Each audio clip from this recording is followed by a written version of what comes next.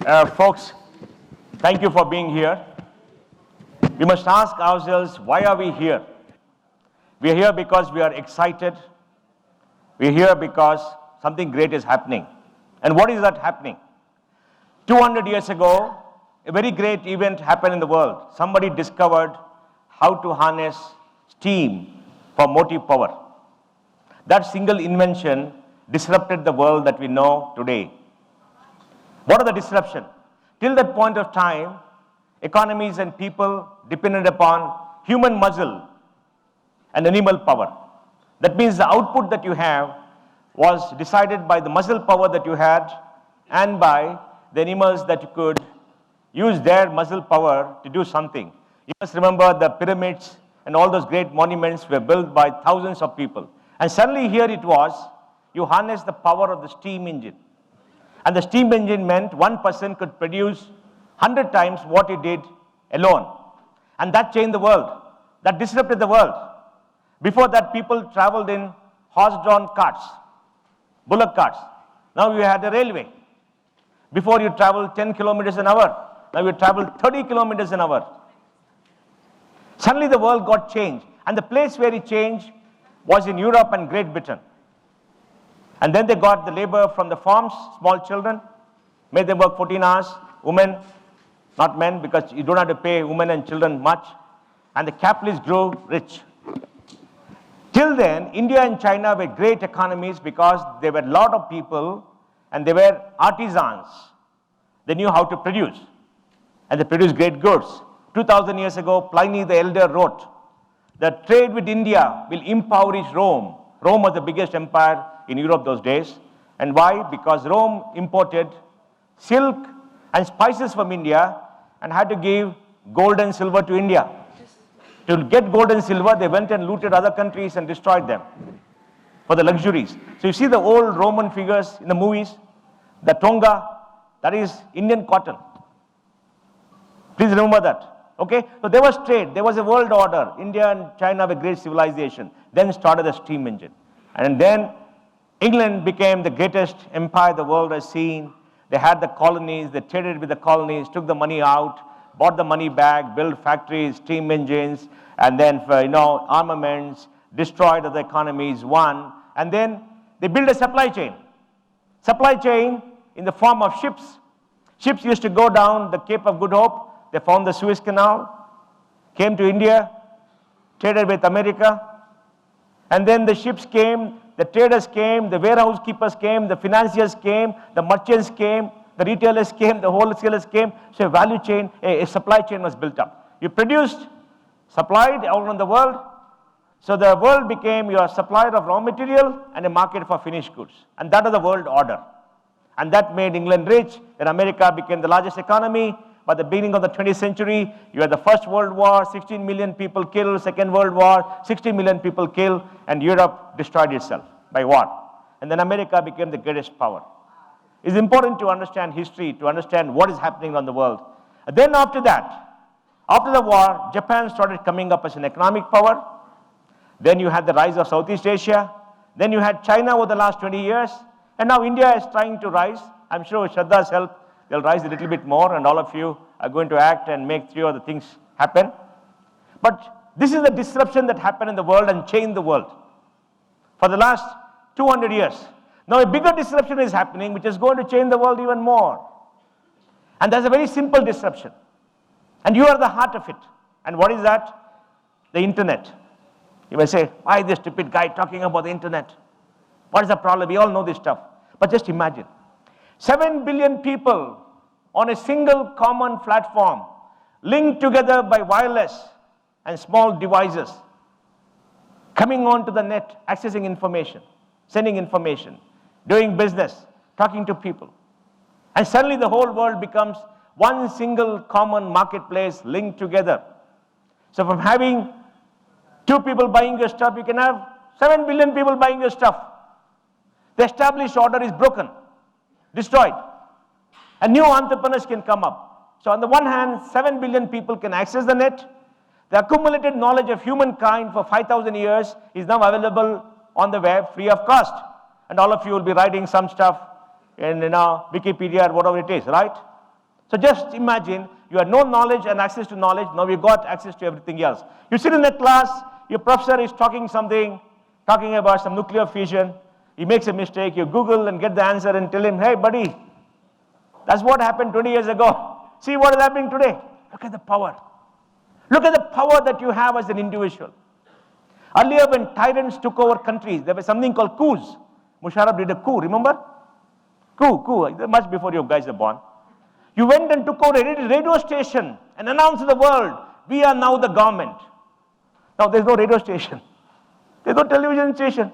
I mean, it is there, but none of you watch it, right?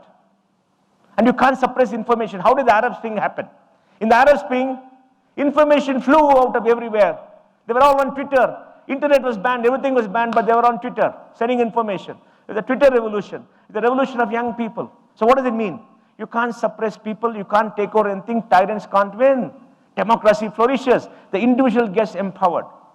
Shraddha's voice will be heard with great respect. Because when Shraddha speaks, people tweet.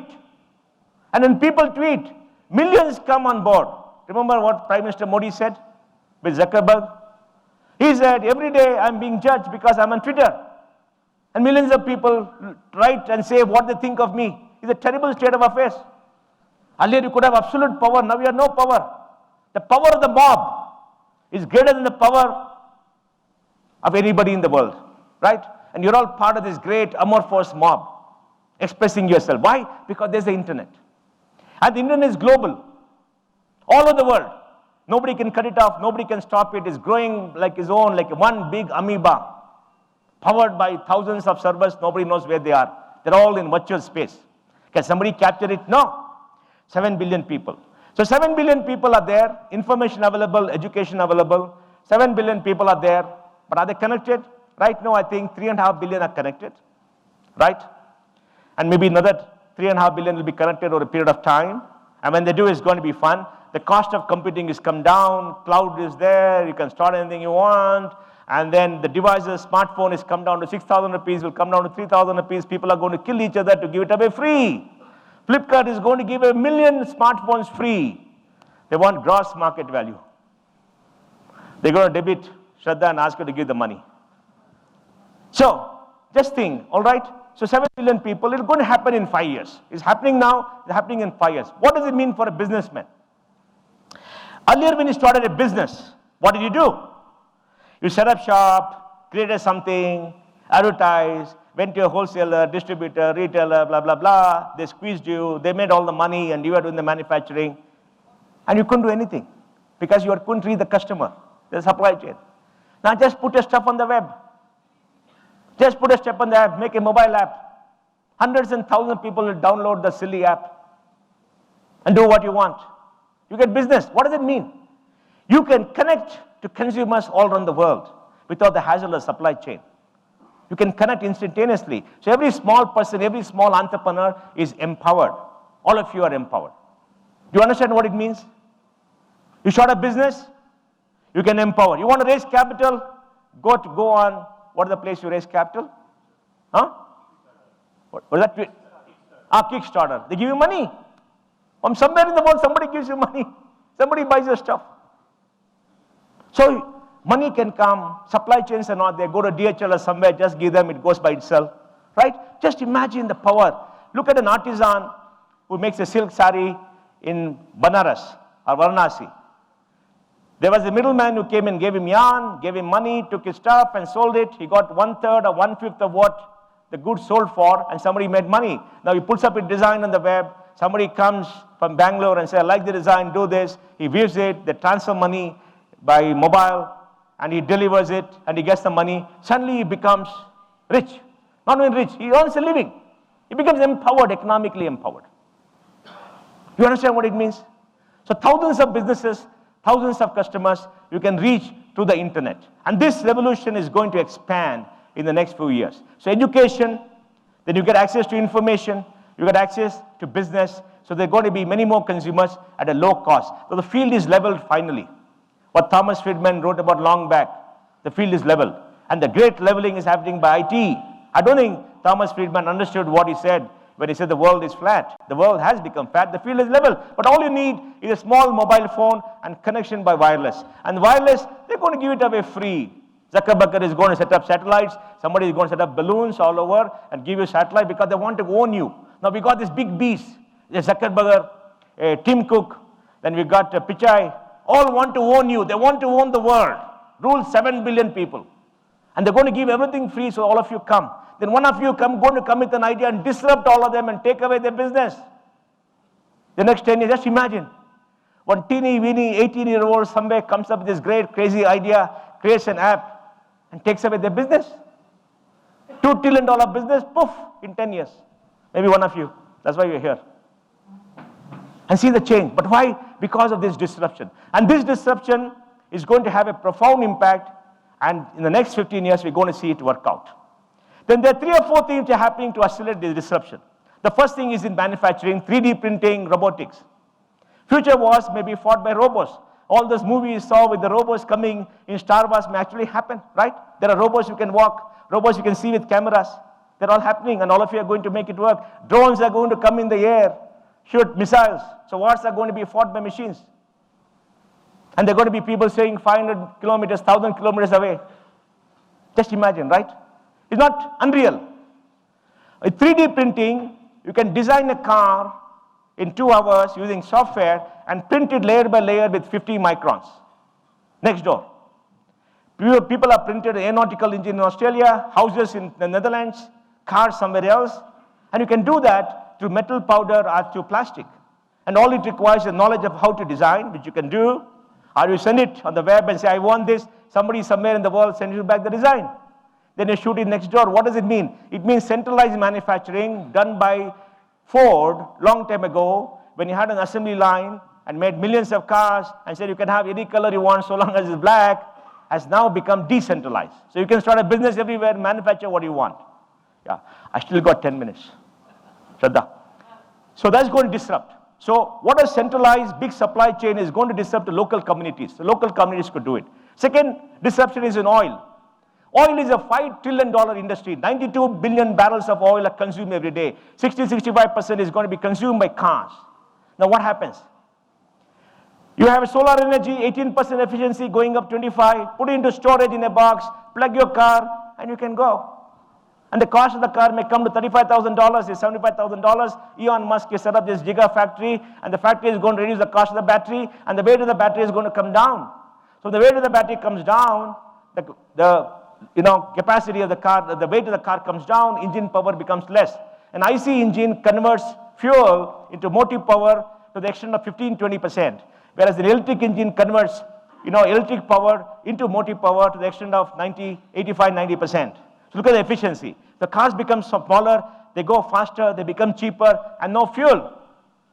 So every week, every 2 weeks, you see the price going up, no price. Sun will be there. If you don't pollute the atmosphere and create all that, you still have the sun going round. And the sun is going to last another 3-4 billion years, so you can be sure, right? It's not going to disappear in our lifetime anyway. So inexhaustible power. So solar may disrupt this industry. So how oil dug in the ground, shipped through pipelines, get into a ship, goes to a refinery, refined in Mumbai, and sent to storage, and comes to the bank. You don't have to do all that. No standing in queue, nothing, no spending money. Solar storage here. Is it going to be efficient? Yes, it's going to be lower than the cost of fuel maybe in 2-3 years. Right now, solar energy is being sold to the grid at 5 rupees 20 paisa in Madhya Pradesh. It's already here. In our university, we've taken 2 megawatts of power, 25% cheaper than grid power. Imagine, okay? That's happening. The next big thing is stem cell research. All of you are young, 18, 20, 25. You want to live 100 years. 10 years later, pump yourself full of stem cells. All your body parts will be renewed, regenerated. You have brain fever, you just plug it in, your brain comes up. Stem cell research, just imagine. Stem cell, you live longer. If you live longer, today they say a baby born in America will live up to 100 years. Today. The world has more billionaires than any time in history. What the billionaires lack is life. So they're pumping a lot of money into stem cell research to elongate their life. And what does that mean? You stop having babies. Why have babies if you're going to live longer? In Japan, more people die than babies being born. More adult diapers are sold every year than baby diapers. Can you believe that? Can you believe that? In Russia, every year more people die drinking vodka. The men are dying, the women are staying around. The sad thing, but So you see this happening all around the world in a very big way through biotechnology, and that's another innovation. And then lastly, there's disruptive capital coming. What disruptive capital? The world has $10 trillion of cash flowing down because all the central banks are printing notes.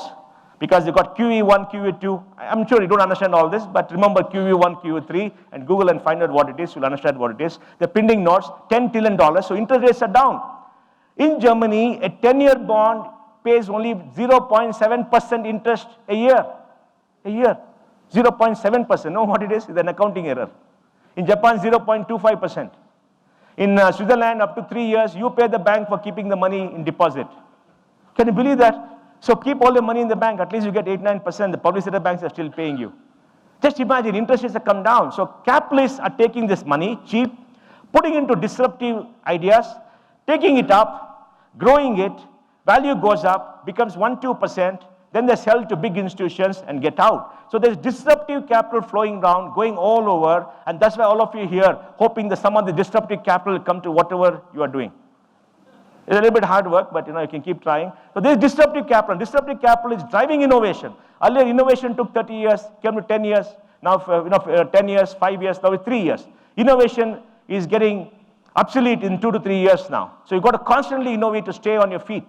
And that's why Apple will innovate, drive it up, and then skim the market, come out with a new thing. You don't come with a new thing. You don't come here like, then, yeah, we got it, then you're dead, right? Apple stock falls. And there was 700 billion or 600 billion or whatever it is. So imagine, there is disruption, and all these things are still disruption. In 10 years' time, the world will be a very different place, maybe at the edge.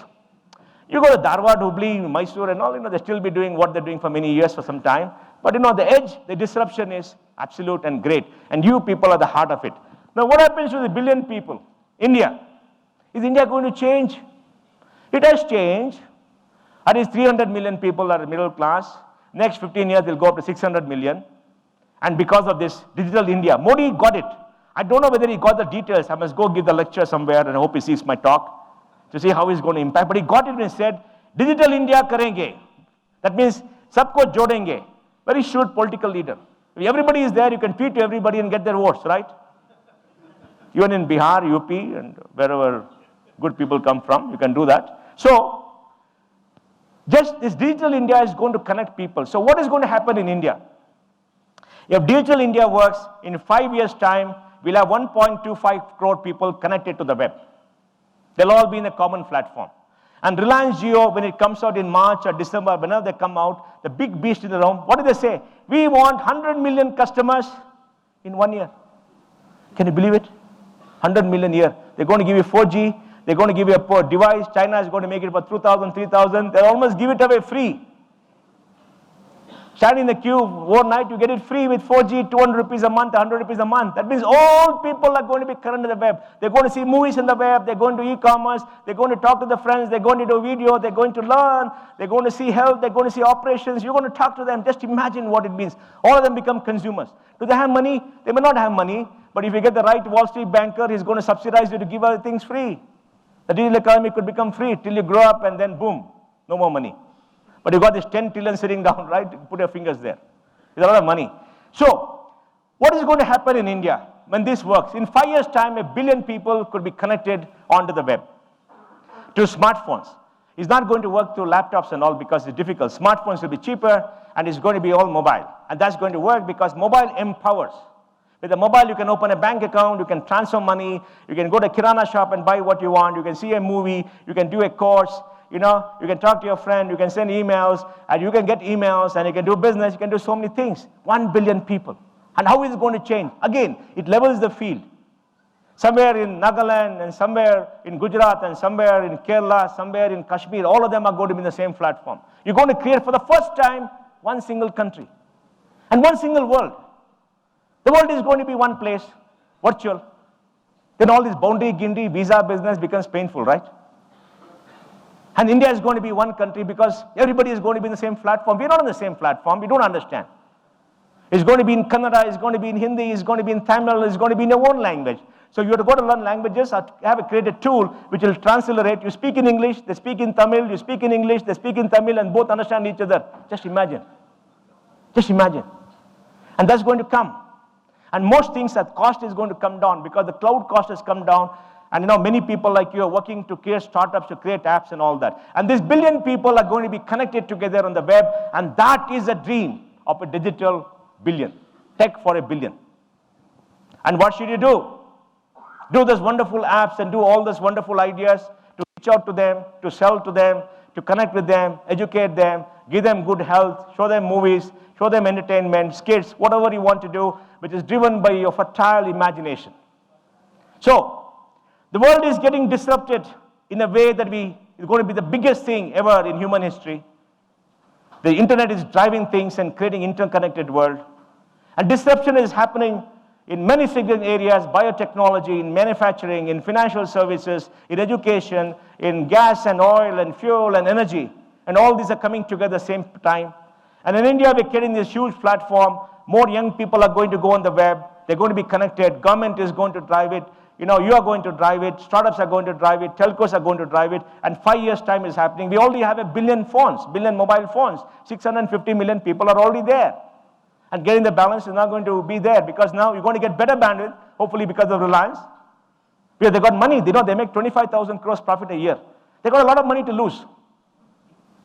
Right? And AT&T is waiting to come to India. They got a lot of big balance sheet because they got no growth.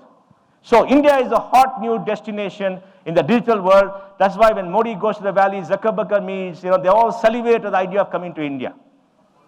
And you're all going to be there to disrupt, give new ideas. And your idea is going to be the next big idea over the next 15 years, and that's why you're here.